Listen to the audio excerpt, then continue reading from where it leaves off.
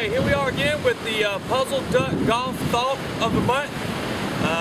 Last month we were in the snow in February. Came down to Myrtle Beach for the Carolinas PGA show, which we do each year, and have vendors and whatnot showing what they have for the new year, teaching summits and all kinds of educational stuff that we're so gracious to have the Carolinas PGA put on each year. Ron Schmidt, Jeannie Schmidt, both do a fantastic job for our section. Also, of course, our staff. We're very, very fortunate to have such a wonderful, wonderful support system for our section. I thought it could be no better place to do a Thought of the Month than following up a snowy day with a beautiful day at the beach down in South Myrtle Beach, actually down in Garden City. So obviously, since we're on the beach, we're going to do something regarding sand. This is going to be just a typical greenside bunker shot that we're going to talk about initially. There are typically going to be two lines that you're going to encounter. One's going to be one that's relatively normal, just sitting nicely on top of the sand, which is typically what you're hopefully going to get, assuming that everyone raked their bunker properly before that you got there. And if not, then you've got what's called rub of the green, and just not such a great lie, but something you can make work to get out. I personally think we should rake bunkers with a thicker and wider tooth on the rake so that you have valleys and actually get penalized, because these are actually not very difficult golf shots when you have that lie. You can control the ball, apply some spin to the ball. It's a lot better than coming out of high rough. So actually I don't even think it's a penalty necessarily, but a lot of people are looking at me saying, well, you've lost your mind, Brad. But really and truly, if you understand a few simple concepts that I'm going to go over, this is a relatively easy lie. Other than that, though, you might get what's called a fried egg. You'll see this ball here is down in the sand. It looks basically like a fried egg, hence the word. I'm going to play that a little bit different. That's going to be a little more difficult to control because we're not going to be able to apply a lot of spin to that ball. But it's going to be a good thing just to get it out onto the green.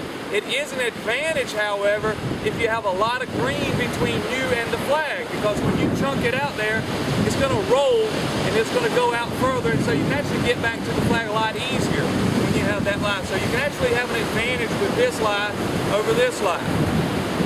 So we're going to talk first of all about something that makes a sand wedge, and that is that when you have a sand wedge, you've got something called bounce, and that's the back or the trailing edge of the club.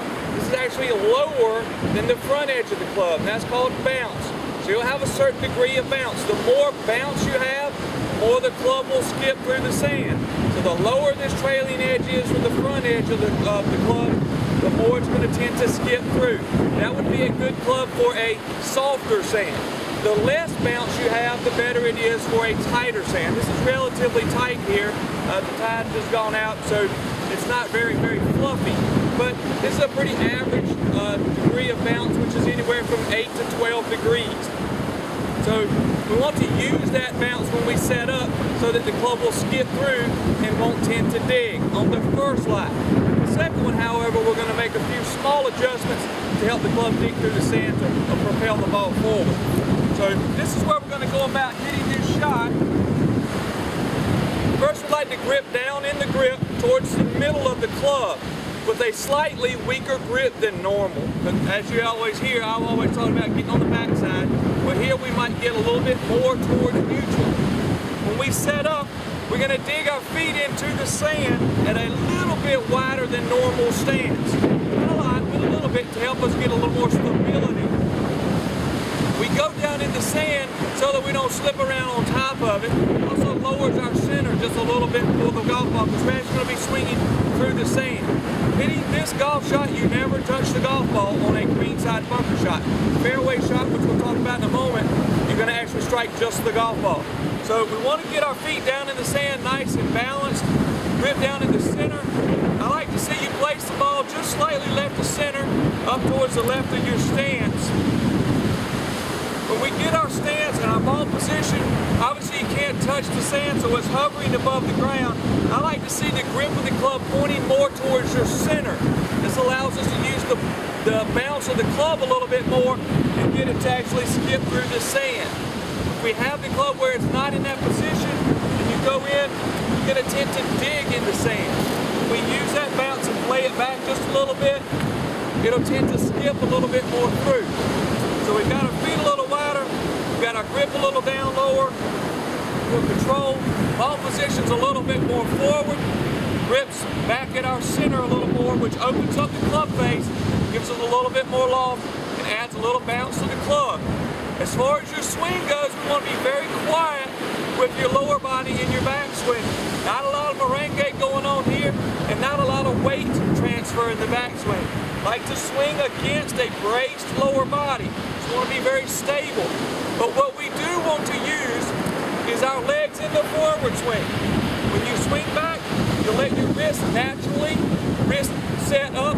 We don't want to force anything up or do a whole lot of up and down and chopping in this swing, in my opinion. So we want to swing back, let our wrist naturally set relative to the length of swing we have.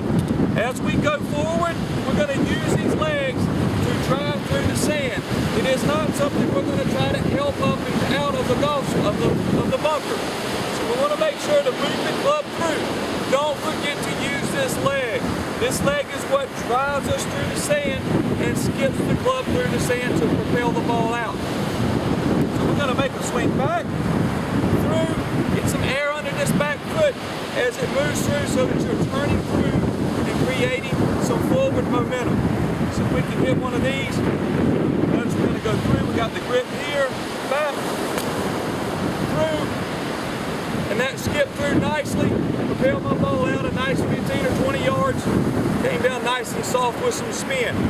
Stops really well on the sand here. This shot's a little bit different, however. There we're going to do the same things with our feet.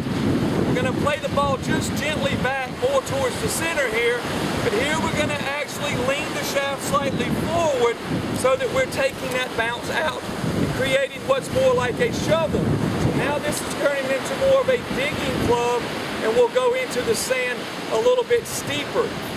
It's going to propel a little bit more sand out and move the ball forward. So we're going to put it back a little bit, angle the shaft slightly forward, and make a little bit more of an abrupt upswing. And as we come down, remember we're going to still make sure we get our right side or our back side through the ball, pushing through and using those legs to get through the shot. See if we can get through this one. We're going to hit about 2 inches behind or before where the golf ball actually is in the sand. So before that little circle of where the ball actually made the indentation. We've got our feet in, shaft lean a little forward. We've got a nice steep angle here. Dug on in, you see a lot more sand come out. Golf ball came out nicely. Actually, even on the sand, rolled a little bit more. So here's our shallow divot of the normal shot. Tremendously deeper and a whole lot more sand pushing out on the one that's got the deeper plug lie or fried egg, if you will. So that's our greenside bunkers. Once again, you don't actually hit the golf ball in a greenside bunker. We want to make sure that we strike the sand and go through the sand, not at the ball, and we don't want to stop once we hit the shot. We want to continue all the way through into a nice full finish. When you are controlling your distance, typically you're going to make a swing that doesn't go through as far. If you want to make a full golf shot or a longer bunker shot, make sure you finish on up. If you want a shorter bunker shot, we're going to hold the finish off. That doesn't mean that you don't accelerate through that sand. You still have to accelerate, but hold it off. The ball will fly a little bit shorter. So your distance control is something that you'll spend some time with. Also, don't forget that you don't have to use a sand wedge on a normal lie or even a plug lie. You can use longer golf clubs. There's a video, the PuzzleDuck Golf, in the PuzzleDuck Golf book, there's a part of the chapter and also a video that goes along with thinking outside the box and using other golf clubs around the green. So you don't have to always choose the sand wedge. So use your imagination a little bit, look at that video to give you some more ideas. But this is a basic greenside bunker shot. As we move into a fairway bunker shot, excuse me a second, we'll get another plug. It's a little bit different.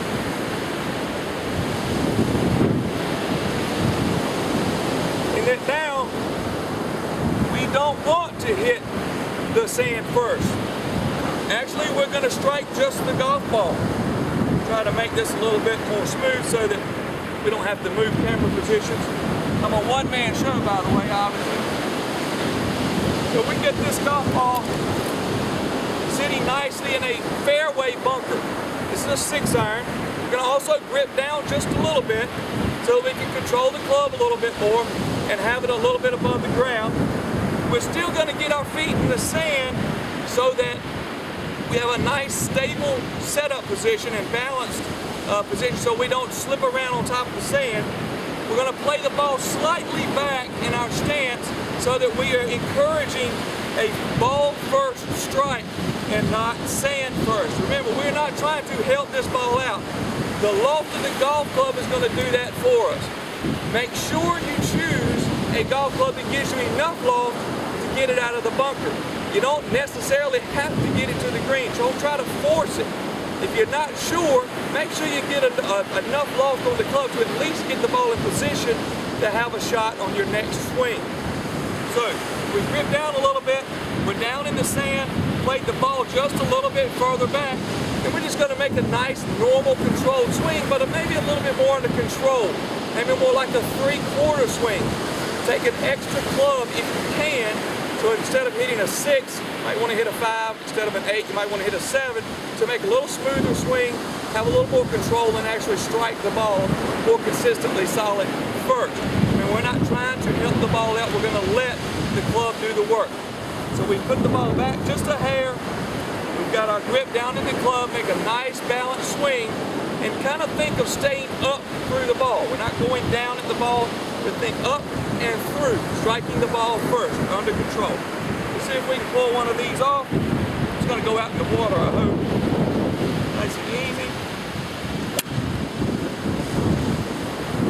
A little bit on the thin side, but you'll notice I didn't take any sand and actually propel the ball out there pretty good. So that's a pretty decent golf shot. A little bit thin though. First swing in a couple of, at least 3 or 4 days anyway. So, hope this helps you with your bunker shots. Please feel free to always send in your thoughts. Give me some feedback on what you have. If you have any questions, always bring up a question of any golf shot that you have. I'll be more than happy to address that and give you my opinion. There are many opinions out there, but I can give you mine for sure. If you're interested in anything else that I do, you can go to the PuzzleDuckGolf.org or .com website. There's always things on there, a calendar on there, links to videos, pictures, and events that are coming up. PuzzleDuck Golf book is out. You're definitely welcome and encouraged to get a copy of that. You can get that through the website. You can also go to YouTube and check out all the videos there. Facebook, like our page, PuzzleDuck Golf Facebook page. I've got updates, giving away books on the weeks. We're doing interactive stuff as much as possible. If you'd like to get involved with that, please like that page. Send out stuff for clinics and whatnot that we're doing on a regular basis. Like I say, giving away some books, giving away some lessons, and just trying to get some activity as far as that goes. Always look forward to hearing from you. Thank you very much for watching this video. Hope you enjoyed the scenery behind me, because it's absolutely gorgeous out here, and I look forward to doing the next month's video. Thank you very much.